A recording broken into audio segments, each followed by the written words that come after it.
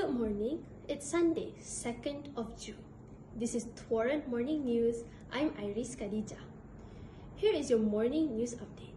Did you know that Malaysia is ranked 3rd in the list of countries contributing most to marine plastic pollution? When we think of plastic waste, we tend to think of plastic bottles and bags. But once these everyday items break down, they cause a more insidious threat to the environment: microplastic. Microplastics are microscopic pieces of plastic that are often invisible to the naked eye. Scientists are only just beginning to understand the impacts of microplastic on human health. There is mounting evidence that it causes respiratory problems and inflammatory bowel disease.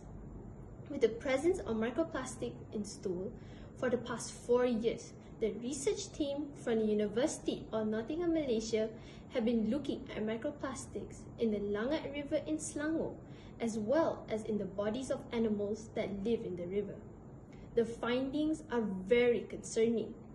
They have found microplastic particles in every one of the hundreds of river water samples they have collected.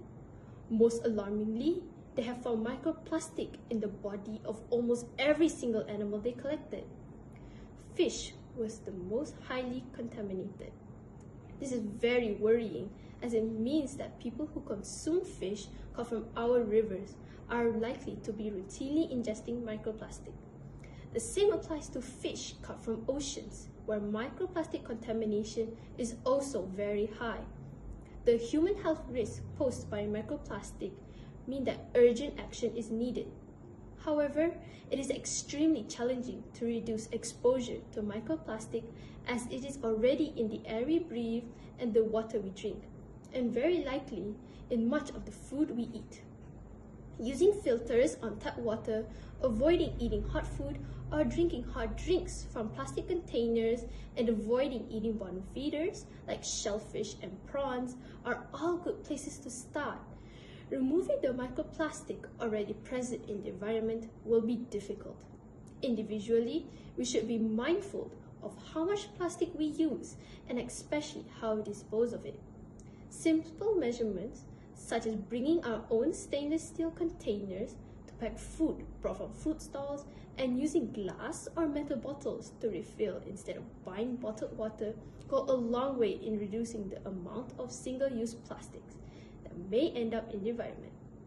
While the public should be encouraged and empowered to adopt recycling habits, this needs to be supported by better waste management facilities and recycling options being made available by local councils.